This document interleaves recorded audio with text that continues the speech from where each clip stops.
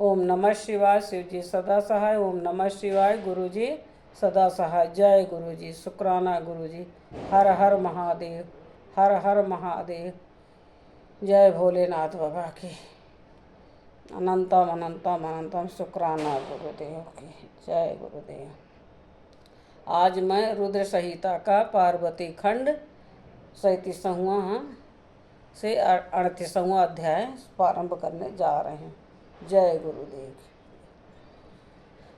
हिमवान का भगवान शिव के पास लग्न पत्रिका भेजना, विवाह के लिए आवश्यक सामान जुटाना, मंगलाचार का प्रारंभ करना, उनका निमंत्रण पाकर पर्वतों और नदियों का दिव्य रूप में आना, पूरी की सजावट तथा विश्वकर्मा द्वारा दिव्य मंडप एवं देवताओं के निवास के लिए दिव्य लोकों का निर्माण करवाना।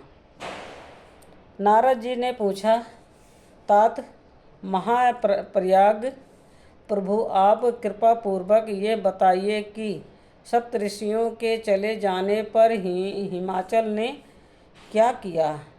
ब्रह्मा जी कहते हैं, कहा, मुनीश्वर, अरुंधति सहित उन सप्तसतियों के चले जाने पर हिमवान ने जो कार्य किया वो तुम्हें बता रहा हूँ।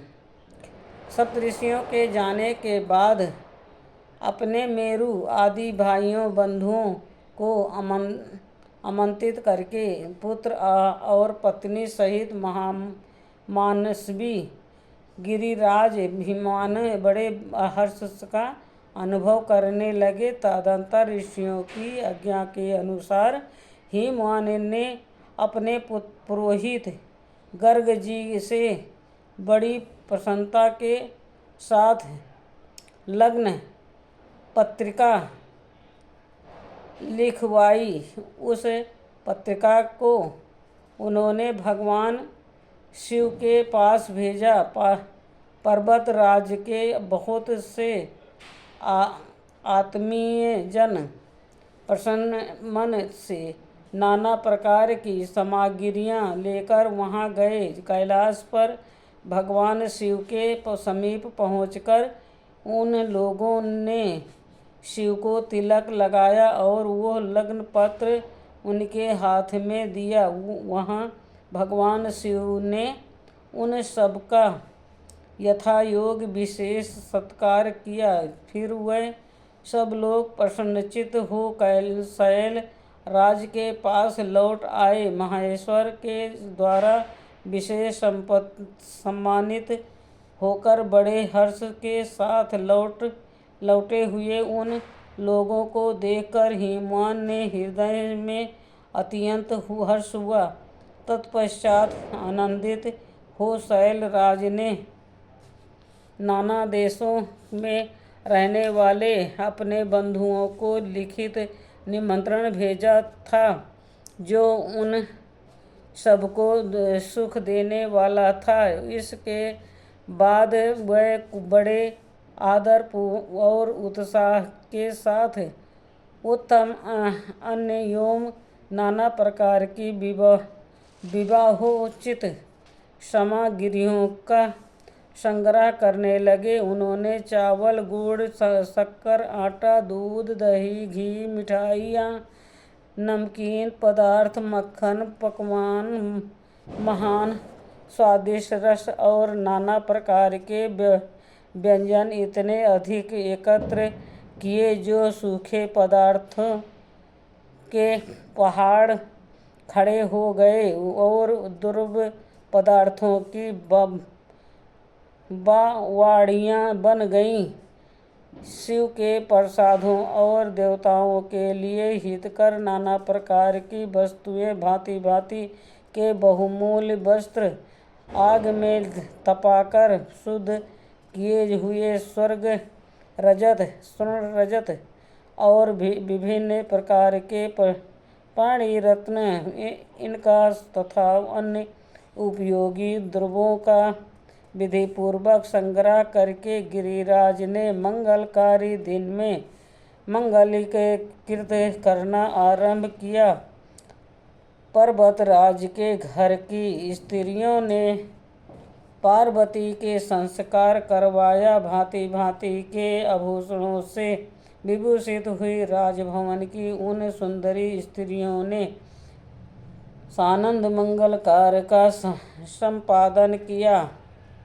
नगर के ब्राह्मणों की स्त्रियों ने स्वयं बड़े हर्ष के साथ लोकाचार का अनुष्ठान किया। उसमें मंगल पूर्वक भांति भांति के उत्सव मनाए गए। हर्ष भरे हृदय से उत्तम मंगलाचार का संपादन करने हिमालय भी सर्वतोभावेन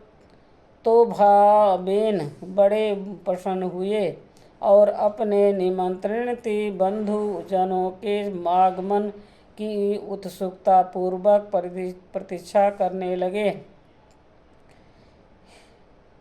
इसी बीच में उनके निमंत्रित बांधव आने लगे। देवताओं के निवासभूत गिरिराज सुमेरु दिव्य रूप धारण करके नाना प्रकार के मणियों तथा महारत्नों को यत्नपूर्वक साथ ले अपने स्त्री पुत्रों के साथ हिमालय के घर आए। मंद्राचल, अस्ताचल, उदयाचल, माल्य, दरदुर, निषद, गंधमादन, करमवीर, महेंद्र, पारियात्र, क्रोच, पुरुषोत्तम, मसौल, नील,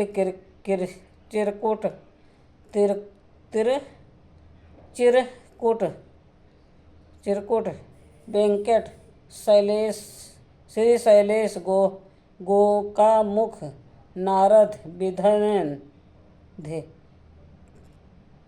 कलंजर, कैलाश तथा अन्य पर्वत दिव्य रूप धारण कर अपने स्त्री पुत्रों के साथ बहुत सी भेंट सामग्री ले वहाँ उपस्थित हुए। दूसरे द्वीपों में तथा यहाँ भी जो जो पर्वत है वह सब हिमालय के घर पधारे। शिवा और शिव का विवाह है यह जानकर सबने बड़ी प्रसन्नता के साथ वहाँ पदार्पण किया। सोनभद्र आदि नंद और संपूर्ण नदियाँ दिव्य नर नारियों के रूप धारण कर नाना प्रकार के अलंकारों से अलंकृत हो शिव पार्वती का विवाह देखने के लिए आए। गोदावरी, यमुना, सरस्वती, त्रिवेणी, गंगा, नर्मदा तथा अन्य श्रेष्ठ सरिताएं भी बड़ी बड़ी प्रसन्नता के साथ हिमवान के यहाँ आईं। उस सब के आने से हिमालय की दिव्यपुरी सब ओर से भर गई। वो सब प्रकार की शोभाओं से संपन्न थी। वहाँ बड़े बड़े उत्सव हो रहे थे। ध्वजा पताकाएं फहरा रही थी। बंधनवारों से उसके अधिक शोभा होती थी।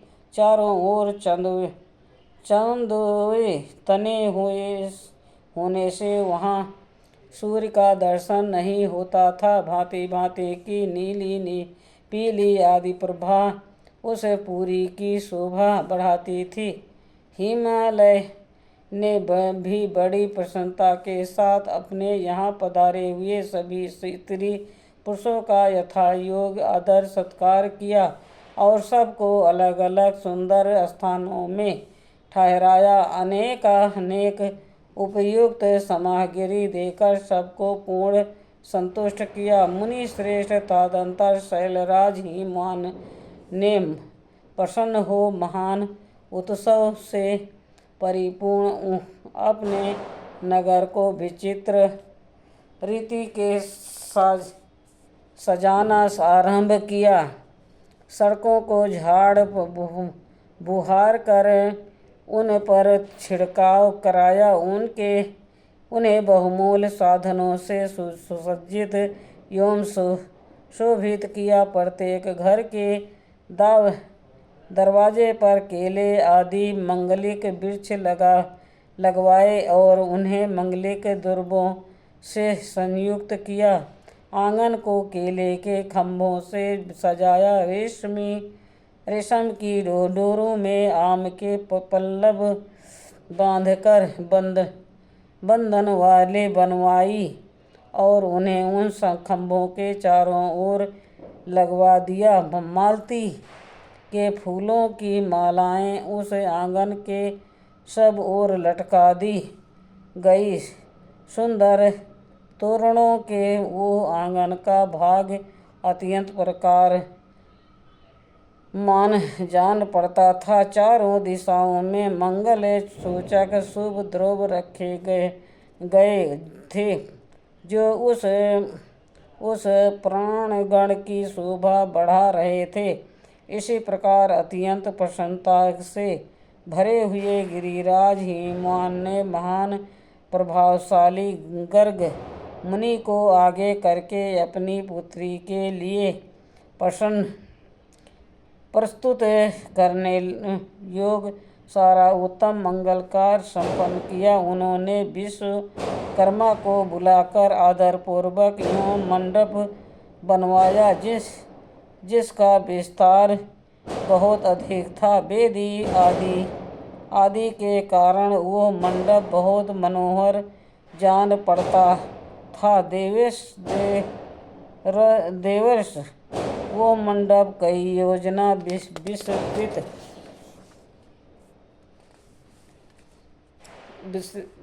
था। अनेक शुभ लक्षणों के युक्त तथा नाना प्रकार के आश्चर्यों से परिपूर्ण था। वहाँ स्थावर और जगह में सभी वस्तुएं कृत्रिम बनी थी परंतु असली वस्तुओं के समान प्रतीत होती थी। उनके उस मंडप की मनोहरता बढ़ गई थी। वहाँ सब ओर से ऐसी अद्भुत वस्तुएं थी जो उस मंडप का सर्ववस्तु जान पड़ती थी। नाना प्रकार की निराली वस्तुओं से जघम और जघम वस्तुओं से स्थावर पराजित हो रहे थे, अर्थात वह एक दूसरे से बढ़कर शोभाशाली और चमत्कार पूर्ण दिखाई देते थे। उस मंडप की स्थल भूमि जल से पराजित हो रही थी, अर्थात चतुर से चतुर मनुष्य भी ये नहीं जान पाते थे कि इसमें कहाँ जल है और कहाँ स्थल। कहीं कृत्रिम सिंह बने थे और कहीं सरसों की पंक्तियाँ, कहीं बनावटी मोर थे जो अपने सुंदरता से मन को मोहे लेते थे, कहीं कृत्रिम स्त्रियाँ थीं तो पुरुष के साथ नृत्य करती थी हुई दिखी जाती थी। वह कृत्रिम होने के भी सब लोगों की ओर देखती और उनके मन को मोह में डाल देती थी। उसी विधि से मनोहर द्वारपाल बने थे जो स्थावर होने पर भी जंगलों के समान जान पड़ते थे। वह अपने हाथों से धनुष उठाकर उन्हें खींचते देखे जाते थे। द्वार पर कृत्रिम महालक्ष्मी खड़ी थी जिनकी रचना अद्भुत थी। वो समस्त प्रभु लक्षणों से संयुक्त दिखाई देती थी। उन्हें देखकर ऐसा जान पड़ता था मानो क्षीर सागर से साक्षात लक्ष्मी ही आ गई हो। उस मंडप में स्थान स्थान पर सजाए कृत्रिम हाथी खड़े किए गए थे जो असली हाथियों के समान ही प्रतीत होते थे। घोड़सवारों सहित घोड़े और हाथी सवारों सहित हाथी बनाए गए थे। जहाँ तहाँ रथियों सहित रथ बने थे जो कीर्तन असुओं से ही खींचे जाते थे। उन्हें देखकर लोगों को बड़ा आश्चर्य होता था। उनके सिवा दूसरे कीर्तन वाहन भी वहाँ खड़े थे। पैदल सिपाहियों की कीर्तन सेना भी वहाँ मौजूद थी। मुने प्रसन्नचित्त वाले विश्वकर्मा ने देवताओं और मुनियों को भी मोह आश्चर्य में डालने के लिए वहाँ ऐसी अद्भुत रचनाएं की थी। मंडप के सबसे बड़े फाटक पर कीर्तन नदी खड़ा था, जो शुद्ध स्फटिक मणि के समान उज्ज्वल कांति से सुशोभित होता था। भगवान शिव के वाहन नदी की जैसी आकृति है, ठीक वैसा ही वो भी था। उस कीर्तन नदी के ऊपर रत्न विभूषित महादिव्य पुष्प का शोभा पाता था, जो पल्लवों तथा श्वेत चामरों से सजाया गया था। उसके वाम पार्श्व में 2 कीर्तन हाथी खड़े थे, जिनका रंग विशुद्ध केसर के समान था। वह 4 दांत वाले बनाए गए थे और 60 वर्ष के पाठों के समान दिखते थे। वे परस्पर स्नेह करते से प्रतीत होते थे। उनमें बड़ी चमक थी। इसी प्रकार सूर्य के समान अत्यंत प्रकाश मात्र मन 2 दिव्य अश्व भी विश्वकर्मा ने बनाए थे, जो चंवर से अलंकृत और दिव्य आभूषणों से विभूषित थे। श्रेष्ठ रत्नमय आभूषणों से संपन्न कवचधारी लोकपाल तथा संपूर्ण देवता भी वहाँ विश्वकर्मा द्वारा रचे गए थे, जो ठीक उन्हीं लोकपालों और देवताओं से मिलते जुलते थे। इसी तरह भी भृगु आदि समस्त तपोधन ऋषि, अन्यायन उपदेवता और सिद्ध भी उनके द्वारा वहाँ निर्मित हुए थे।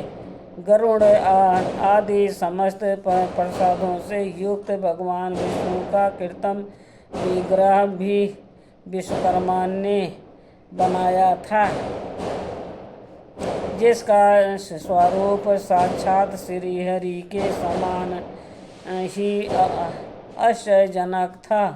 नारद उसी प्रकार पुत्रों, वेदों और सिद्धों से घिरे हुए मुझे ब्रह्मा की भी प्रतिमा वहाँ बनाई गई थी, जो मेरे समान ही वैदिक सूत्रों का पाठ कर रही थी। ऐरावत हाथी पर चढ़े हुए देवराज इंद्र भी वहाँ दल बल के साथ खड़े थे। वह भी कीर्तन भी बनाए गए थे, जो परिपूर्ण चंद्रमा के समान प्रकाशित होते थे। देव ऋषि बहुत कहने से क्या लाभ।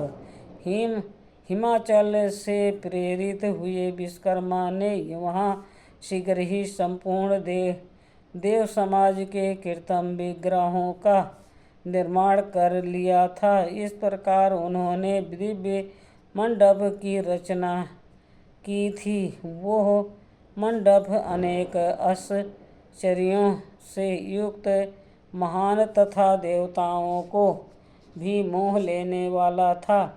तदंतर गिरिराज हिमवान की आज्ञा से परम बुद्धिमान विश्वकर्मा ने देवता आदि के निवास के लिए उनके कृत्रिम लोगों का भी यत्नपूर्वक निर्माण किया। उन्हीं लोकों में उन्होंने उन देवताओं के लिए अत्यंत तेजस्वी, परम अद्भुत और सुखदायक बड़े बड़े दिव्य मंत्रों सिंहासनों की रचना की। इसी तरह उन्होंने मुझे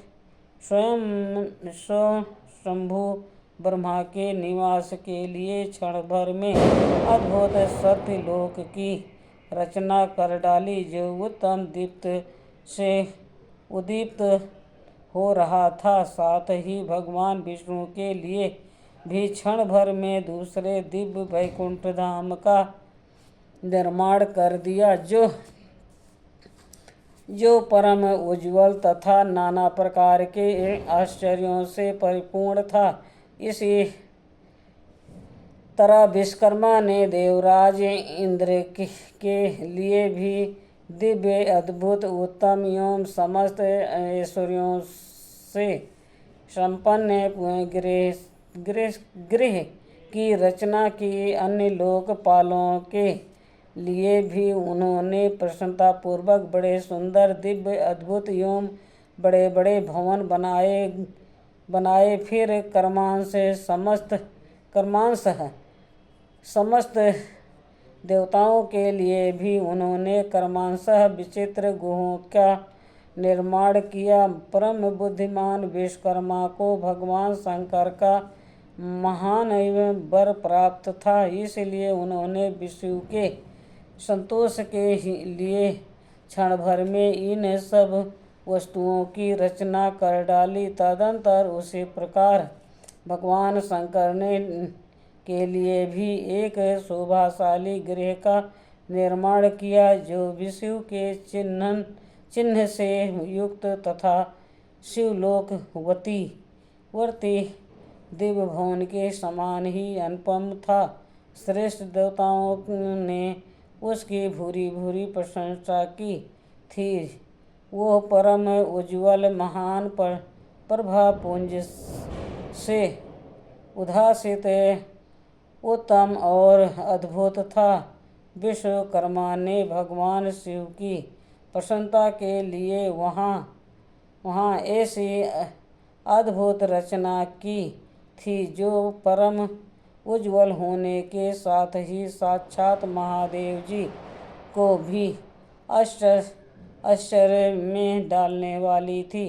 इस प्रकार ये सारा लौकिक व्यवहार उनके हिमाचल बड़ी प्रसन्नता के साथ भगवान शंभु के शुभांग मन की प्रतीक्षा करने लगे। देव ऋषि हिमालय का ये सारा आनंददायक वृत्तांत मैंने तुमसे कह सुनाया। अब और क्या सुनना चाहते हो? आज का अध्याय 37वां एंड 38वां अध्याय संपूर्ण हुआ। ओम नमः शिवाय। शिव जी सदा सहाय। ओम नमः शिवाय। गुरु जी सदा सहाय। जय गुरु जी। शुक्राना गुरु जी। अनंतम अनंतम अनंतम शुक्राना गुरु जी। जो शिव पुराण पढ़ने में भूल चूक हुई हो, भोलेनाथ माफ करना। जय भोलेनाथ बाबा। जय गुरु जी की। आजकल दीपावली का पर्व है, पटाखे दग रहे हैं, जो परेशानी आ रही है माफ करना। जय गुरु जी।